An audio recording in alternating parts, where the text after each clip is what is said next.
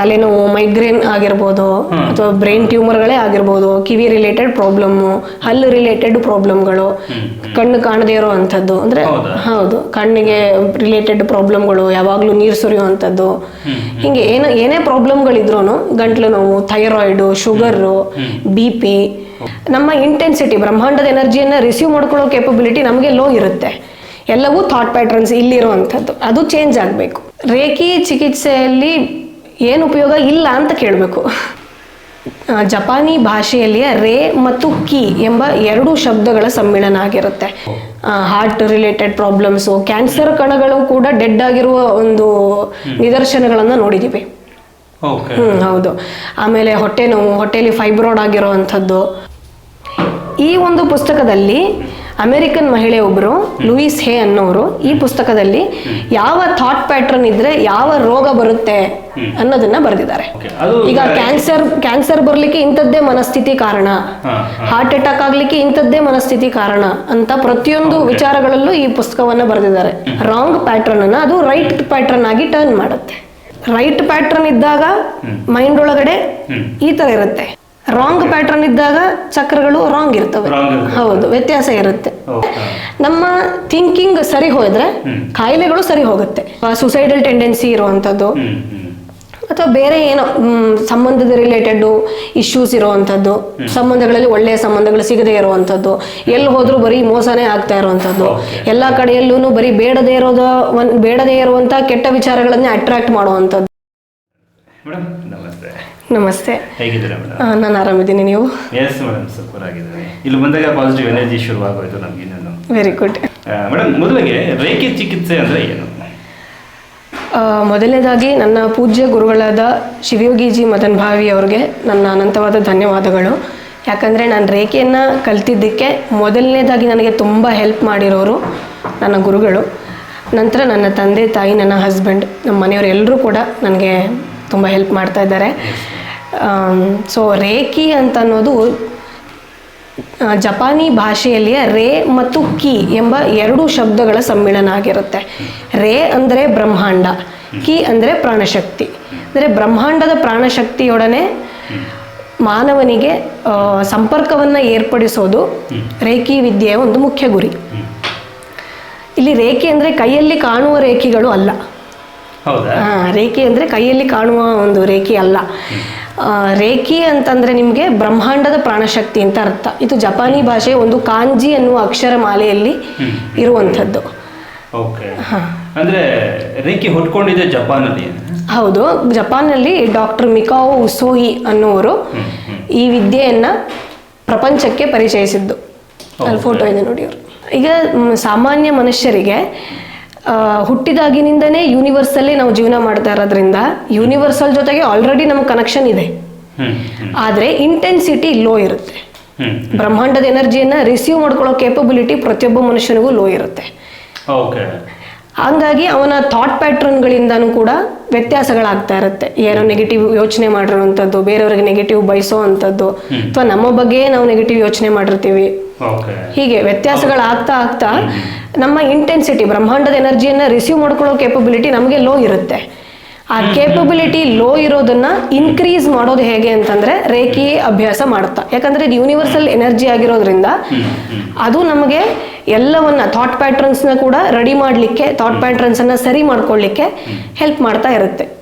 Okay, ಅಂದ್ರೆ ಇವತ್ತು ಏನಾದ್ರು ಒಂದು ವಿಷಯ ಹೇಳ್ಬಿಟ್ರೆ ಫಸ್ಟ್ ಮೈನಸ್ ಆಗಿ ತಗೊಳ್ಳೋದು, ನೆಗೆಟಿವ್ ಆಗಿ ತಗೊಂಡ್ಬಿಡ್ತಾರೆ ಎಲ್ಲ ವಿಚಾರಗಳನ್ನು. ಹೌದು, ಎಲ್ಲವೂ ಥಾಟ್ ಪ್ಯಾಟ್ರನ್ಸ್ ಇಲ್ಲಿರುವಂಥದ್ದು, ಅದು ಚೇಂಜ್ ಆಗಬೇಕು. ಮತ್ತೆ ಅದರ ಜೊತೆಗೆ ಥಾಟ್ ಪ್ಯಾಟರ್ನ್ ಜೊತೆಗೆ ಪೂರ್ವ ಜನ್ಮದಿಂದ ಬಂದಿರುವ ಕರ್ಮಗಳು ಕೂಡ ಅದಕ್ಕೆ ಕಾರಣ ಇರುತ್ತೆ. ಇಂಪ್ರೆಷನ್ಗಳು, ಆರಾದಲ್ಲಿ ಇರುವಂತಹ ಇಂಪ್ರೆಷನ್ಗಳು ಕೂಡ ಅದಕ್ಕೆ ಕಾರಣ ಇರುತ್ತೆ. ಯೋಚನೆ ಮಾಡೋದಕ್ಕೆ ನಮ್ಮ ಪೂರ್ವಜರು ಕೂಡ ಕಾರಣ ಆಗ್ತದೆ. ಪೂರ್ವಜರು ಅಂತಂದ್ರೆ ನಮ್ಮ ತಂದೆ ಮುತ್ತಾತ ಆ ತರ ಆಗುತ್ತೆ. ಪೂರ್ವ ಜನ್ಮ. ಹೌದು, ಜನ್ಮಾಂತರಗಳ ಬಗ್ಗೆ ಬೇಕಾದ್ರೆ ಇನ್ನೊಂದು ವಿಡಿಯೋ ಮಾಡ್ಕೊಡ್ತೀನಿ. ಜನ್ಮಗಳು ನಂಬ್ತೀರಾ? ಖಂಡಿತ ಇದೆ. ಜನ್ಮಾಂತರಗಳು ಇದೆ ಅನ್ನೋದಕ್ಕೆ ಬೇಕಾದಷ್ಟು ಪುಸ್ತಕಗಳು ಬರೆದಿದ್ದಾರೆ. ಆದ್ರೆ ಜನ್ಮಾಂತರಗಳು ಇಲ್ಲ ಅನ್ನೋದಕ್ಕೆ ಯಾವುದೇ ಪುಸ್ತಕ ಇನ್ನೂ ಬಂದಿಲ್ಲ. ಡಾಕ್ಟರ್ ಮಿಕಾವೊ ಉಸೋಯಿ ಅನ್ನೋರು ಈ ವಿದ್ಯೆಯನ್ನ ಪ್ರಪಂಚಕ್ಕೆ ಪರಿಚಯಿಸಿದಂಥ ಶ್ರೇಯಸ್ಸು ಅವ್ರಿಗೆ ಸಲ್ಲುತ್ತೆ. ಫಸ್ಟು ಡಾಕ್ಟರ್ ಮಿಕಾವೊ ಉಸೋಯಿ ಅವರು ಅಲೋಪತಿಕ್ ವೈದ್ಯರಾದಂಥವ್ರು. ಅಲೋಪತಿಕ್ ವೈದ್ಯರಾಗಿ ಜಪಾನ್ನಲ್ಲಿ ಅವರು ಸೇವೆ ಸಲ್ಲಿಸ್ತಾ ಇರ್ತಾರೆ. ಅವರ ಸ್ಟೂಡೆಂಟ್ ಒಬ್ರು ಅವರಿಗೆ ಕೇಳ್ತಾರೆ, ಯೇಸು ಕ್ರಿಸ್ತ ಅವರು ಬರೀ ಹಸ್ತಸ್ಪರ್ಶದಿಂದ ರೋಗವನ್ನ ಗುಣಪಡಿಸುವ ಕೇಪಬಿಲಿಟಿ ಪಡ್ಕೊಂಡಿದ್ರು ಅಂತ. ಇವರಿಗೆ ಕ್ವಶನ್ ಬರುತ್ತೆ ತಲೆ ಒಳಗಡೆ, ಅದು ಹೇಗೆ ಸಾಧ್ಯ? ಒಬ್ಬರು ಕೈಯನ್ನ ಇನ್ನೊಬ್ರು ಕೈಯಲ್ಲಿ ಮುಟ್ಟಿದ ತಕ್ಷಣ, ಹಸ್ತಸ್ಪರ್ಶ ಆದ ತಕ್ಷಣ ರೋಗವನ್ನು ಗುಣಪಡಿಸುವಂತ ಕೇಪಬಿಲಿಟಿ ಹೇಗೆ ಬರ್ಲಿಕ್ಕೆ ಸಾಧ್ಯ ಅನ್ನೋದ್ರ ಬಗ್ಗೆ ಇವ್ರಿಗೆ ಕ್ಯೂರಿಯಾಸಿಟಿ ಕ್ರಿಯೇಟ್ ಆಗುತ್ತೆ. ಅದನ್ನ ಅವ್ರೇನ್ ಮಾಡ್ತಾರೆ, ಕ್ರಿಶ್ಚಿಯಾನಿಟಿಯ ಬುಕ್ಸ್ ಗಳನ್ನ ಓದೋಕ್ ಶುರು ಮಾಡ್ತಾರೆ.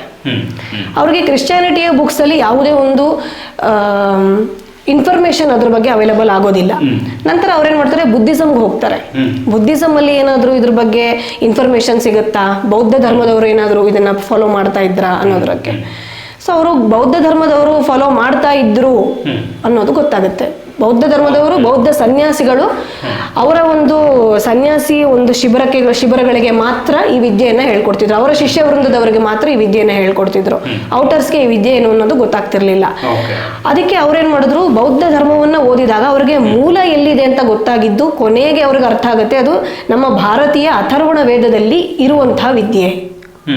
ರೇಖೆ ಅನ್ನೋದು ಯಾವುದೋ ದೇಶದಲ್ಲಿ ಇರೋದು ಹೌದು, ಜಪಾನ್ ಅವರು ಕಂಡಿಡಿದ್ರು, ಆದ್ರೆ ಅದರ ಮೂಲ ಉಲ್ಲೇಖ ನಮ್ಮ ಒಂದು ಭಾರತೀಯ ಅಥರ್ವಣ ವೇದದಲ್ಲಿ ಇರುವಂಥದ್ದು. ಸೊ ಅವ್ರೇನ್ ಮಾಡ್ತಾರೆ, ಹಾಗಾದ್ರೆ ಅಥರ್ವಣ ವೇದವನ್ನ ಅಧ್ಯಯನ ಮಾಡಬೇಕು ಅಂತ ಹೇಳಿ ಪುಸ್ತಕಗಳನ್ನ ಅಧ್ಯಯನ ಮಾಡ್ತಾರೆ. ಅಧ್ಯಯನ ಮಾಡಿದಾಗ ಅವ್ರಿಗೆ ಹೇಗೆ ಅದನ್ನ ಜಾಗೃತಗೊಳಿಸ್ಕೋಬೇಕು ಅನ್ನೋದ್ರ ಬಗ್ಗೆ ಇನ್ಫಾರ್ಮೇಶನ್ ಗೊತ್ತಾಗುತ್ತೆ. ನಂತರ ಅವರು ಕುರಮಯಾಮ ಅನ್ನುವ ಬೆಟ್ಟದ ಮೇಲೆ ಕೂತ್ಕೊಂಡು 21 ದಿನಗಳ ಕಾಲ ಧ್ಯಾನಮಗ್ನರಾಗ್ತಾರೆ. ಧ್ಯಾನಮಗ್ನರಾದಾಗ ಅವರಿಗೆ ರೇಖಿ ಶಕ್ತಿಯ ಸಂಚಲನ ಯಾವ್ದದ್ದು ಅವರ ಅನುಭವಕ್ಕೆ ಬರುತ್ತೆ. ಈಗ ನೀವು ಒಳಗಡೆ ಬಂದ ತಕ್ಷಣ ಏನೋ ಒಂದು ಪಾಸಿಟಿವ್ ನನಗೆ ಫೀಲ್ ಆಯ್ತು ಅಂತ ಹೇಳಿದ್ರಿ ಅಲ್ವಾ, ಹಾಗೆ ಅವ್ರಿಗೂ ರೇಖಿ ವಿದ್ಯೆಯ ಒಂದು ಮಹತ್ವ ಏನು ಅನ್ನೋದು ಅವ್ರಿಗೆ ಆ ಸಂಚಲನೆಯಿಂದ ಅವ್ರಿಗೆ ಸೆನ್ಸಿಟಿವಿಟಿ, ರಿಸಿಪ್ಟಿವಿಟಿ ಎಲ್ಲ ಇದ್ದಿದ್ದರಿಂದ ಅದು ಅವ್ರಿಗೆ ಒಳಗಡೆ ಜಾಗೃತ ಆಗುತ್ತೆ. ಜಾಗೃತ ಆದಾಗ ಅವ್ರೇನ್ ಮಾಡ್ತಾರೆ, ಟೋಕಿಯೋ ಅನ್ನೋ ಒಂದು ಪ್ರದೇಶಕ್ಕೆ ಬಂದು ಭಿಕ್ಷುಕರ ಶಿಬಿರಗಳಲ್ಲಿ ಭಿಕ್ಷುಕರಿಗೆ ಹೀಲಿಂಗ್ ಮಾಡೋಕೆ ಶುರು ಮಾಡ್ತಾರೆ. ಭಿಕ್ಷುಕರಿಗೆ ಹೀಲಿಂಗ್ ಮಾಡ್ತಾ ಇದ್ದಿದ್ರಿಂದ ಭಿಕ್ಷುಕರಿಗೆ ಏನಾಯ್ತು ಅಂತಂದ್ರೆ ಅವರಿಗೆ ಫ್ರೀಯಾಗಿ ಹೀಲಿಂಗ್ ಮಾಡ್ತಾ ಇದ್ರು. ಫ್ರೀಯಾಗಿ ಹೀಲಿಂಗ್ ಮಾಡ್ತಿರೋದ್ರಿಂದ ಮಾಡಿಸ್ಕೊಂಡು ಅವ್ರಿಗೆ ಒಂದು ಕೃತಜ್ಞತೆ ಇಲ್ಲ. ಫ್ರೀಯಾಗಿ ಮಾಡೋದ್ರಿಂದ ಅದಕ್ಕೊಂದು ಕೃತಜ್ಞತೆ ಅನ್ನೋದು ಇರಲಿಲ್ಲ. ಕೈ ನೋವು ಇತ್ತು, ಇವ್ರ ಹತ್ರ ಬಂದು ಹೀಲಿಂಗ್ ಮಾಡಿಸ್ಕೊಂಡು ಹೋದ್ರು, ವಾಸಿ ಆಯ್ತು, ಆದ್ರೆ ಅದನ್ನ ಮರ್ತು ಬಿಟ್ರು. ಅಂದ್ರೆ ಒಂದು ಕೃತಜ್ಞತೆ ಅನ್ನೋದು ಬೇಕು, ಥ್ಯಾಂಕ್ಸ್ ಯು ನೇಚರ್, ಗ್ರಾಟಿಟ್ಯೂಡ್ ಅನ್ನೋದು ಇದಿಲ್ಲ. ಹಾಗಾಗಿ ಅವ್ರಿಗೇನಾಯ್ತು, ಬೇಜಾರಾಯ್ತು. ಓ ಹೀಗೆ ಮಾಡಬಾರ್ದು, ನಾವು ಫ್ರೀಯಾಗಿ ಮಾಡಿದ್ರಿಂದ ಇದಕ್ಕೆ ಈ ವಿದ್ಯೆಯ ಮಹತ್ವವನ್ನು ನಾನೇ ಕಳೆದ ಹಾಗಾಗಿದೆ ಅಂತ ಹೇಳಿ ಅವ್ರಿಗೆ ಅರ್ಥ ಆಗಿ ನಂತರ ಅವ್ರೇನ್ ಮಾಡಿದ್ರು, ಇದಕ್ಕೆ ಒಂದು ರೇಟ್ ಫಿಕ್ಸ್ ಮಾಡಬೇಕು. ರೇಖಿ ಹೀಲಿಂಗ್ಗಳಿಗಾಗಲಿ ರೇಖಿ ದೀಕ್ಷೆಗಾಗಲಿ ಇನ್ನು ಮುಂದೆ ನನ್ನ ಶಿಷ್ಯ ಪರಂಪರೆಯವರು ಯಾರೂ ಇದನ್ನ ಫ್ರೀಯಾಗಿ ಕೊಡೋ ಹಾಗಿಲ್ಲ. ಅವಾಗಿಂದ ರೇಖಿಗೆ ಇಷ್ಟು ಅಂತ ಹೇಳಿ ಅಮೌಂಟ್ ಅನ್ನ ಫಿಕ್ಸ್ ಮಾಡಿ ಪ್ರತಿ ಗುರುಗಳನ್ನು ತಗೊಳ್ತಾರೆ. ಯಾವುದು ವ್ಯಾಲ್ಯೂ ಇರಲ್ಲ. ಫ್ರೀಯಾಗಿ ಕೊಟ್ರು ಏನಾಗುತ್ತೆ ಅಂದ್ರೆ ಅವ್ರು ಮಾಡಲ್ಲ. ಈ ಅಭ್ಯಾಸ ಕ್ರಮ ನಾನು ಮಾಡಿ ಅಂತ ಹೇಳಿರ್ತೀನಲ್ವಾ, ಅವರು ಎಷ್ಟು ದಿನ ಮಾಡ್ತಾರೆ, ಮಾಡಲ್ಲ ಅವರು. ಇದರ ಯೂಸ್ ಏನಾಗುತ್ತೆ, ರೇಖೆ ಚಿಕಿತ್ಸೆಯ ಉಪಯೋಗ ಏನು? ರೇಖಿ ಚಿಕಿತ್ಸೆಯಲ್ಲಿ ಏನು ಉಪಯೋಗ ಇಲ್ಲ ಅಂತ ಕೇಳಬೇಕು. ಫಸ್ಟು ಫಿಸಿಕಲಿ ಉಪಯೋಗ ಅಂತ ಹೇಳಕ್ ಬಂದ್ರೆ, ಫಿಸಿಕಲಿ ಫಸ್ಟು ಮನುಷ್ಯನಿಗೆ ಇಂಪಾರ್ಟೆಂಟ್ ಆಗಿ ಬೇಕಾಗಿರೋದು ಆರೋಗ್ಯ. ಆರೋಗ್ಯ ಭಾಗ್ಯ, ಆರೋಗ್ಯನೇ ಭಾಗ್ಯ.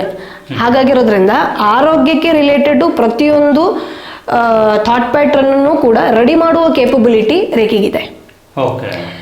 ಈಗ ತಲೆನೋವು, ಮೈಗ್ರೇನ್ ಆಗಿರ್ಬೋದು, ಅಥವಾ ಬ್ರೈನ್ ಟ್ಯೂಮರ್ಗಳೇ ಆಗಿರ್ಬೋದು, ಕಿವಿ ರಿಲೇಟೆಡ್ ಪ್ರಾಬ್ಲಮ್ಮು, ಹಲ್ಲು ರಿಲೇಟೆಡ್ ಪ್ರಾಬ್ಲಮ್ಗಳು, ಕಣ್ಣು ಕಾಣದೇ ಇರೋ ಅಂಥದ್ದು, ಅಂದ್ರೆ ಹೌದು ಕಣ್ಣಿಗೆ ರಿಲೇಟೆಡ್ ಪ್ರಾಬ್ಲಮ್ಗಳು, ಯಾವಾಗಲೂ ನೀರು ಸುರಿಯುವಂಥದ್ದು, ಹಿಂಗೆ ಏನೇ ಪ್ರಾಬ್ಲಮ್ಗಳಿದ್ರೂ, ಗಂಟ್ಲು ನೋವು, thyroid, sugar, BP, heart related problems, cancer ಕಣಗಳು ಕೂಡ ಡೆಡ್ ಆಗಿರುವ ಒಂದು ನಿದರ್ಶನಗಳನ್ನ ನೋಡಿದೀವಿ. ಹೌದು. ಆಮೇಲೆ ಹೊಟ್ಟೆ ನೋವು, ಹೊಟ್ಟೆಯಲ್ಲಿ ಫೈಬ್ರಾಯ್ಡ್ ಆಗಿರುವಂಥದ್ದು, ಹಾಗೆ ಕಾಲುಗಳ ವೆರಿಕೋಸ್ ವೈನ್ಗಳಿಗೆ related issues, gastric related issues, ಮೈಕೈ ನೋವು ಬರುವಂಥದ್ದು, ಕಾಲು ಸೆಳೆತ ಬರುವಂಥದ್ದು, ಹೀಗೆ ಪ್ರತಿಯೊಂದೂ ಕೂಡ ಕಿಡ್ನಿ ರಿಲೇಟೆಡ್ ಎಲ್ಲವೂ ಕೂಡ ಒಂದು ಥಾಟ್ ಪ್ಯಾಟ್ರನ್ ಇಂದಾನೇ ಬಂದಿದೆ ಅಂತ ಹೇಳೋದು. ಹೇಗೆ ಥಾಟ್ ಪ್ಯಾಟರ್ನ್ ಇಂದ ಬಂದಿದೆ ಅಂತ ಹೇಳೋದಕ್ಕೆ ಒಂದು ಸಾಕ್ಷಿ ಏನು ಅಂತಂದ್ರೆ, ಅಮೆರಿಕಾದ ಒಬ್ಬರು ಮಹಿಳೆ ಇದ್ದಾರೆ, ಅವರು ಲೂಯಿಸ್ ಹೇ ಅಂತ. ನೋಡಿ, you can heal your body ಅನ್ನೋ ಒಂದು ಪುಸ್ತಕ ಇದೆ. ಈ ಒಂದು ಪುಸ್ತಕದಲ್ಲಿ ಅಮೆರಿಕನ್ ಮಹಿಳೆ ಒಬ್ಬರು ಲೂಯಿಸ್ ಹೇ ಅನ್ನೋರು ಈ ಪುಸ್ತಕದಲ್ಲಿ ಯಾವ ಥಾಟ್ ಪ್ಯಾಟರ್ನ್ ಇದ್ರೆ ಯಾವ ರೋಗ ಬರುತ್ತೆ ಅನ್ನೋದನ್ನ ಬರೆದಿದ್ದಾರೆ. ಈಗ ಕ್ಯಾನ್ಸರ್ ಬರ್ಲಿಕ್ಕೆ ಇಂಥದ್ದೇ ಮನಸ್ಥಿತಿ ಕಾರಣ, ಹಾರ್ಟ್ ಅಟ್ಯಾಕ್ ಆಗ್ಲಿಕ್ಕೆ ಇಂಥದ್ದೇ ಮನಸ್ಥಿತಿ ಕಾರಣ ಅಂತ ಪ್ರತಿಯೊಂದು ವಿಚಾರಗಳಲ್ಲೂ ಈ ಪುಸ್ತಕವನ್ನ ಬರೆದಿದ್ದಾರೆ. I highly recommend this book. ಸ್ಟೂಡೆಂಟ್ಸ್ಗಳಿಗೂ ಹೇಳ್ತೀನಿ ನಾನು ಇದನ್ನು ಓದಿ ಅಂತ. ಈಗ ರೇಖೆ ರಿಲೇಟೆಡ್ ಇದ್ರ ಮೇಲೆ ಡಿಪೆಂಡ್ ಆಗುತ್ತಾ? ಇಲ್ಲ, ಥಾಟ್ ಪ್ಯಾಟರ್ನ್ ಮೇಲೆ ಡಿಪೆಂಡ್ ಆಗುತ್ತೆ. ಥಾಟ್ ಪ್ಯಾಟರ್ನ್ ರೇಖೆಗೂ ಥಾಟ್ ಪ್ಯಾಟರ್ನ್ಗೂ ಏನ್ ಸಂಬಂಧ ಅಂದ್ರೆ, ರಾಂಗ್ ಥಾಟ್ ಪ್ಯಾಟರ್ನ್ ನ ಸಬ್ಕಾನ್ಶಿಯಸ್ ಬ್ರೈನ್ ಅಲ್ಲಿ ರಿಲೇಟೆಡ್, ಸಬ್ಕಾನ್ಶಿಯಸ್ ಬ್ರೈನ್ ಅಲ್ಲಿ ಫೀಡ್ ಆಗಿರುವಂತ ರಾಂಗ್ ಪ್ಯಾಟರ್ನ್ ಅನ್ನ ಅದು ರೈಟ್ ಪ್ಯಾಟರ್ನ್ ಆಗಿ ಟರ್ನ್ ಮಾಡುತ್ತೆ. ಹೇಗೆ ಅಂದ್ರೆ, ಈಗ ಕೋಪ, ಜಲಸಿ, ದ್ವೇಷ, ಇದೆಲ್ಲವೂ ಕೂಡ ರಾಂಗ್. ಅದು ಯಾರ ಮೇಲೂ ಇರಬಾರದು. ಎಲ್ಲರನ್ನೂ ಕ್ಷಮಿಸೋ ಮನೋಭಾವನೆ ಬರುವಂಥದ್ದು. ಏನೇ ಆದ್ರೂ ಕೋಪವನ್ನ ನಮ್ಮ ಹಿಡಿತದಲ್ಲಿ ಇಟ್ಕೊಳ್ಳುವಂಥದ್ದು. ಕೋಪ ಬರೋದೇ ಇಲ್ಲ ಅಂತ ಹೇಳಲ್ಲ, ಆದ್ರೆ ರಿಯಾಕ್ಷನ್ ಆಗ್ಬಾರ್ದು ಅದು. ಅದರಿಂದ ನಾವು ಏನ್ ರಿಯಾಕ್ಟ್ ಮಾಡ್ತೀವಿ, ರೆಸ್ಪಾಂಡ್ ಕೊಡಬೇಕು ಕೋಪಕ್ಕೆ, ಇಲ್ಲ ಅಂತಲ್ಲ, ಆದ್ರೆ ರಿಯಾಕ್ಟ್ ಮಾಡಬಾರ್ದು ತಕ್ಷಣ. ಅದು ಹೇಗೆ ಕಂಟ್ರೋಲ್ ಮಾಡ್ಕೊಳ್ಳುವಂಥದ್ದು. ತುಂಬಾ ಹೌದು, ತುಂಬಾ ಏನೋ ಸ್ಮಾಲ್ ವಿಚಾರ ಹೇಳಿದ ತಕ್ಷಣ ಹೋ ಅಂತ ಕಿರ್ಚಾಡೋದು, ಗಲಾಟೆ ಮಾಡೋದು, ಹೇಗೆ ಕಂಟ್ರೋಲ್ ಮಾಡೋದು, ಅದೆಲ್ಲ ನಮ್ಮ ಇಂಪ್ರೆಷನ್ ಅಲ್ಲಿ ಆರಾದೊಳಗಡೆ ಆಲ್ರೆಡಿ ರೆಕಾರ್ಡ್ ಆಗ್ಬಿಟ್ಟಿದೆ. ಅದರಿಂದ ಏನಾಗುತ್ತೆ ಅಂದ್ರೆ ಚಕ್ರಗಳು ವೇರಿಯೇಷನ್ ಆಗ್ತವೆ. ಇಲ್ಲಿ ರೈಟ್ ಪ್ಯಾಟರ್ನ್ ಇದ್ದಾಗ ಮೈಂಡ್ ಒಳಗಡೆ ಈ ತರ ಇರುತ್ತೆ, ರಾಂಗ್ ಪ್ಯಾಟರ್ನ್ ಇದ್ದಾಗ ಚಕ್ರಗಳು ರಾಂಗ್ ಇರ್ತವೆ. ಹೌದು, ವ್ಯತ್ಯಾಸ ಇರುತ್ತೆ. ಚಕ್ರಗಳ ಬಗ್ಗೆ ಸ್ಪೆಷಲ್ ವಿಡಿಯೋ ಮಾಡುವ.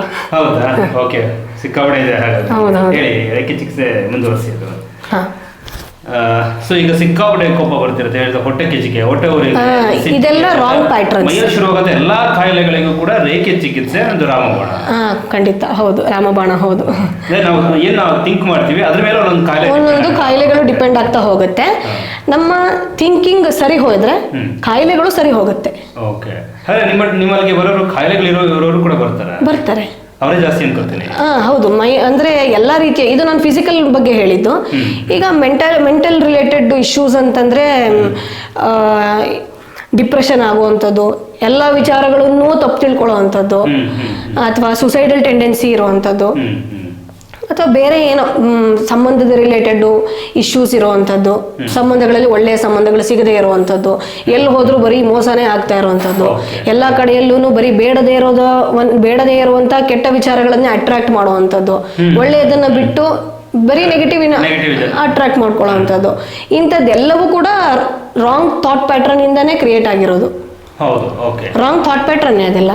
ಅದನ್ನ ಸರಿ, ಆಗ ಥಾಟ್ ಪ್ಯಾಟರ್ನ್ ಸರಿ ಆಯ್ತು ಅಂತಂದ್ರೆ ಪ್ರಾಬ್ಲಮ್ ಇಂದ ನಾವು ಸಾಲ್ವ್ ಆಗ್ತೀವಿ, ಈಚೆ ಬರ್ಬೋದು. ಒಳ್ಳೆಯದನ್ನ ಅಟ್ರಾಕ್ಟ್ ಮಾಡಿದ್ರೆ ಒಳ್ಳೇದಾಗತ್ತೆ, ಕೆಟ್ಟದನ್ನ ಅಟ್ರಾಕ್ಟ್ ಮಾಡಿದ್ರೆ ಕೆಟ್ಟದ್ದಾಗತ್ತೆ. ಯದ್ ಭಾವಂ ತದ್ಭವತಿ, ಮನಸ್ಸಿನಂತೆ ಮಹಾದೇವ. ಇದೆಲ್ಲ ಹೆಂಗೆ ಅಂತಂದ್ರೆ, ನೀನೇನು ಯೋಚನೆ ಮಾಡ್ತೀಯಾ, ನೀನ್ ಏನನ್ನ ಬಯಸ್ತಾ ಇದೀಯ, ನೀನ್ ಏನನ್ನ ಯೂನಿವರ್ಸ್ಗೆ ಹಾಕ್ತಾ ಇದೀಯಾ, ಅದನ್ನೇ ನೀನ್ ಯೂನಿವರ್ಸ್ ಇಂದ ವಾಪಸ್ ತಗೋತಾ ಇದೀಯಾ.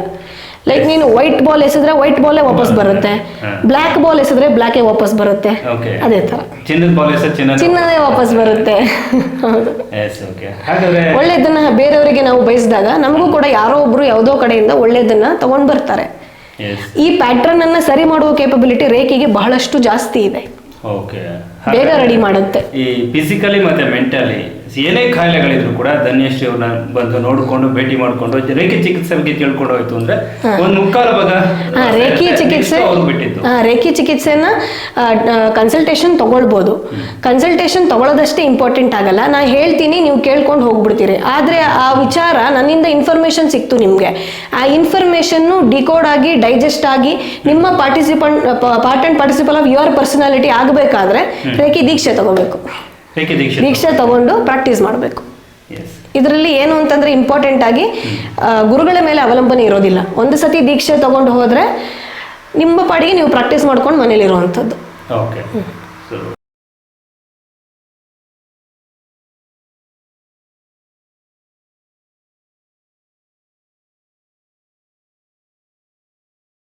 Right news.